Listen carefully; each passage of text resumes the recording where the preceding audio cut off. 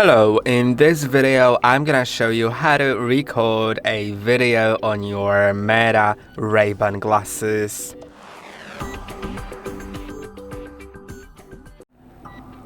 To do it, you'll need to put your glasses on your head, of course, although I don't really have them on my head because I want to show you the button which is on the right side. You'll probably feel it under your finger.